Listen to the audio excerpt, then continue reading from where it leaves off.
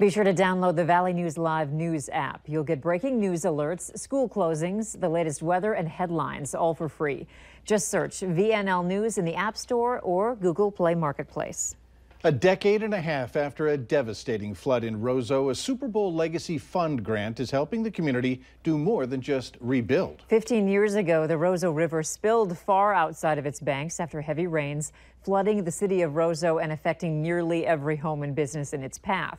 Dylan Wollenhaus has our story.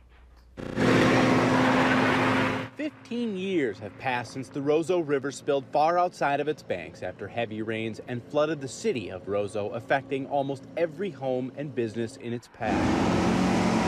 The city has rebuilt what was damaged, and part of its plan is the new South Riverview Park along the river. It's definitely part of the big picture. It's related to our schools, it's related to health care, it's related to our downtown. For the small town of roughly 2,700 people, it's taken several years to bounce back, let alone help raise funds for this specific project. Not only rebuild our infrastructure, but also to create amenities to attract people and keep people here. $100,000 in grant money flowed into the city with help from the Polaris Foundation and the Super Bowl Host Committee. 52 weeks of giving in 52 communities for kids-based initiatives. We are really excited to be able to make this contribution to kick off and really build on what's been done here. Funding that will push the project into its second phase, adding a skate park, an ice rink, and more. I couldn't be prouder from being here in Roseau and being part of this city. A park, more than just a place for play.